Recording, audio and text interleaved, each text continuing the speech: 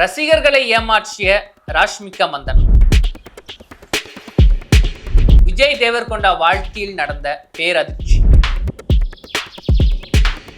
ஆடையை கிழித்து பணிப்பெண்ணிற்கு டார்ச்சர். சைக்கோவாக மாறிய தென்னிந்திய நடிகை.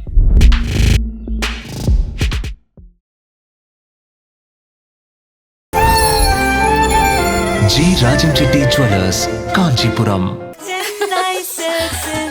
அப்பவும் இப்பவும் எப்பவும் அதிரடி கலெக்ஷன், சரவெடி செலிப்ரேஷன்ஸ்.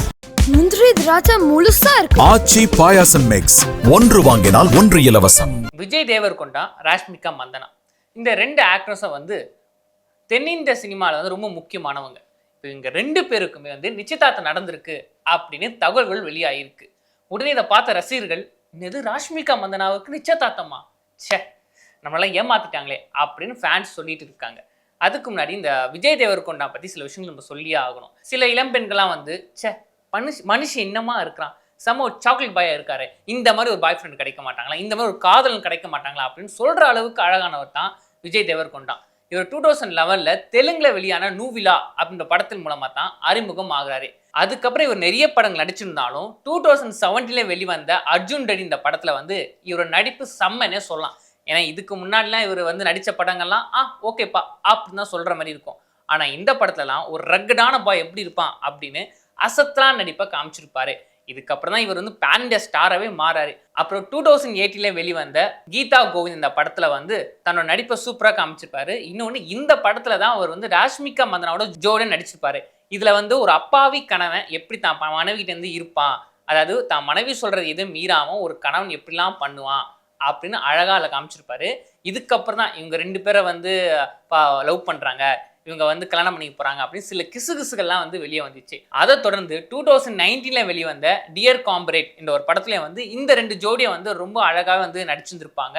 இந்த படத்துலேயே அந்த காதல் சீனாக இருக்கட்டும், அந்த முத்த காட்சிகளாக இருக்கட்டும், எல்லா சீன்லையும் எப்படி ஒரு ரியல் ஜோடிஸ் எப்படி இருப்பாங்களோ அதே மாதிரி தான் இதில் நடிச்சிருப்பாங்களே. இந்த படம் பார்த்த பிறகு சில ஆடியன்ஸ் கன்ஃபார்மே பண்ணிட்டாங்க, பா அப்போ இவங்க ரெண்டு பேரும் கன்ஃபார்மாக காதல் பண்ணுறாங்கப்பா அப்படின்னு.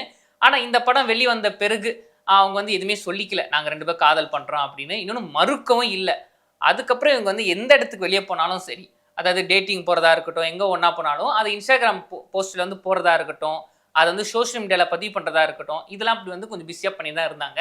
அதுக்கப்புறம் இவங்க கொஞ்ச காலமாக பேசாமல் இருந்தாங்க. இதை பார்த்த ரசிகர்கள், ஐயோ இங்கே ரெண்டு பேருக்குள்ள பிரேக்கப் நடந்து போச்சுப்பா, அதனால தான் இவங்க இன்னும் பேசாமல் இருக்காங்க அப்படின்னு சில கதையெல்லாம் கட்டி விட்டாங்க. இதை உண்மையாக்குற விதமாக கடந்த மே மாதத்துல இருந்தே விஜய் தேவர்கொண்டா அவர்கள் ராஷ்மிகா மந்தனாவை ஃபாலோ பண்ணுறதை விட்டுட்டாரு. அதாவது நேரில் இல்லைங்க, இன்ஸ்டாகிராமை ஃபாலோ பண்ண இவர் திடீர்னு மே மாதத்துக்கு அப்புறம் அன்ஃபாலோ பண்ணிட்டாரு. அப்போ இதெல்லாம் பார்த்த ரசிகர்கள், அப்போ கன்ஃபார்மாக எங்களுக்குள்ள லவ் பிரேக்கப் நடந்திருக்குப்பா அப்படின்னு சொல்ல ஆரம்பித்தாங்க. ஆனால் அதுக்கெல்லாம் ஒரு முற்றுப்புள்ளி வைக்கிற விதமாக கடந்த ஆகஸ்ட் மாதம் இவங்க ரெண்டு பேரும் நியூயார்க்கு போயிருக்காங்க. அங்கே இந்திய அணிவகுப்பில் ஒன்றா கலந்துருக்காங்க. இதெல்லாம் பார்த்த பிறகு அப்போ அந்த நியூயார்க் நிகழ்ச்சியை கலந்துருக்க பிறகு அப்போ இவங்க பிரேக்கப்லாம் பண்ணிக்கல போலப்பா, அப்போ அதெல்லாம் பொய்யான தகவல் அப்படின்னு ரசிகர்கள் நம்ப ஆரம்பிச்சிட்டாங்க. ஆனால் எல்லாம் ஒரு வேடிக்கை அப்படின்னா, அவங்களா வாயத்துன்னு நாங்கள் ரெண்டு பேரும் லவ் பண்ணுறோன்னு அவங்க சொல்லவும் இல்லை, இவங்களா லவ் பண்ணுறதாகவும் நினச்சிக்கிட்டாங்க. அப்புறம் இவங்களே பிரேக்கப் ஆகிட்டா நினச்சிக்கிட்டாங்க. அதுக்கப்புறம் இவங்களே லவ் பண்ணுறாங்கன்னு திரும்பவும் நினச்சிக்கிட்டாங்க. சரி, எத்தனை நாளைக்கு தான் இந்த மாதிரி வதந்திங்களை பரவிட்டே இருக்க முடியும், இதுக்கு ஒரு முற்றுப்புள்ளி வைக்கணும்ல. எப்படி லியோ படத்தில் லியோ பார்க்கணும்னு சொல்லியிருந்தீங்களா, பார்த்துக்கோ அப்படின்னு சொல்கிற விதமாக அதை நாங்கள் இன்னும் லவ்லாம் பண்ணல, கல்யாணம் பண்ணிக்க போகிறோம் அப்படின்னு ஒரு நல்ல தகவலை ரசிகர்களுக்கு கொடுத்துருக்காங்க. ஆமாங்க, ஹைதராபாத்தில் விஜய் தேவர்கொண்டா வீட்டில் எளிமையான முறையில் ராஷ்மிகா மந்தனாவுக்கும் விஜய் தேவர்கொண்டாவுக்கும் நிச்சயதார்த்தம் நடந்திருக்கு அப்படின்னு தகவல் வெளிவந்திருக்கு. இதுக்கப்புறம் அடுத்த வருஷம் பிப்ரவரி மாதத்துல இவங்க ரெண்டு பேரும் கல்யாணம் நடக்க போகுது அப்படின்னு தகவல் வெளியே வந்திருக்கு. இப்போ இந்த ஒரு செய்தி தான் இந்திய சினிமாலேயே, சே என்னப்பா அது, ராஷ்மிகா மந்தனா இவ்வளோ சீக்கிரம் கல்யாணம் பண்ணிட்டாங்களே, அவங்களோட கனவு கண்ணியாச்சே, நம்மளெல்லாம் ஏமாத்திட்டாங்க அப்படின்னு சில கதறெல்லாம் அதிகமாக ஆரம்பிச்சது.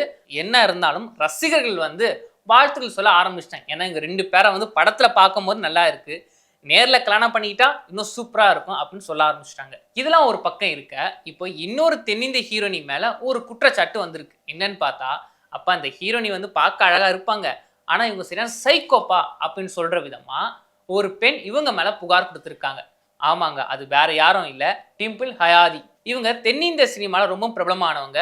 முக்கியமாக சொல்ல போனால் தெலுங்கில் இங்கே அதிகமாக நடிச்சிருந்தாலும் தமிழில் ஒரு சில படங்கள் நடிச்சிருக்காங்க. முக்கியமாக விஷால் அவங்களோட வீரமே வாகை சூடவா, அப்போ பிரபுதேவோட தேவி 2 போன்ற படங்கள் இவங்க நடிச்சிருக்காங்க.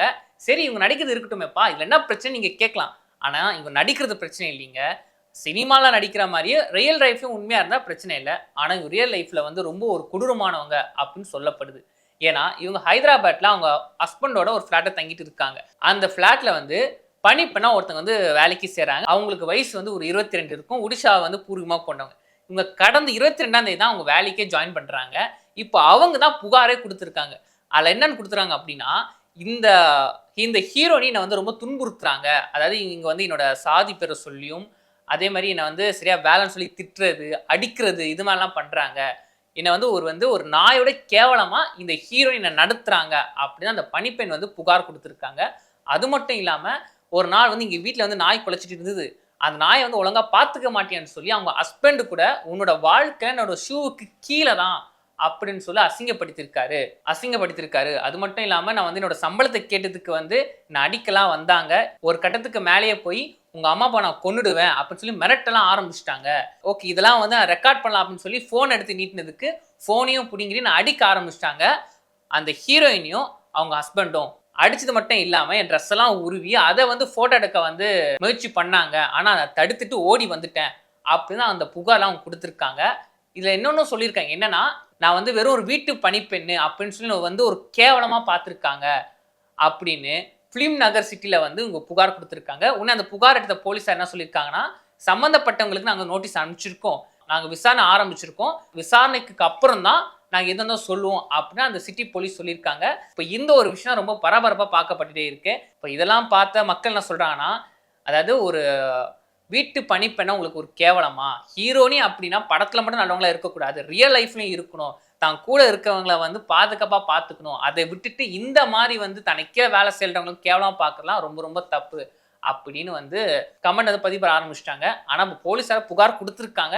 இதுக்கப்புறம் தான் அது யார் மேலே தப்பு இருக்குது, இவங்க மேலே தப்பா இல்லை இவங்க மேலே தப்பா அப்படின்னு போலீஸார் தான் வந்து முடிவு செய்யணுமே. இந்த நடிகை இந்த பிரச்சனை மட்டும் இல்லைங்க, இதுக்கு முன்னாடியே வந்து இன்னொரு பிரச்சனை மாட்டினாங்க. என்னன்னு பார்த்தா, ஒரு IPS ஆஃபீஸர் வந்து செருப்பை தூக்கி அடிச்சிருக்காங்க அப்படின்னு ஒரு கேஸில் அவங்க மாட்டியிருக்காங்க. இப்போ அந்த விசாரணை கூட போயிட்டு இருக்கு. இப்போ இதுக்கு இடையில வந்து இந்த ஒரு பிரச்சனையும் இப்போ அவங்க மாட்டியிருக்காங்க. என்ன இருந்தாலும் நம்ம பொறுத்து இருந்து தான் பார்க்கணுமே. இது கிங் டிவி, நான் உங்கள் David Suresh. G Rajam Chetty jewellers, Kanchipuram. அப்பவும் இப்பவும் எப்பவும் சென்னை சில்க்ஸ். அதிரடி கலெக்ஷன்ஸ், சரவெடி செலிப்ரேஷன்ஸ். முந்திரி திராட்சை முழுசா இருக்கு. ஆச்சி பாயாசம் மிக்ஸ், ஒன்று வாங்கினால் ஒன்று இலவசம்.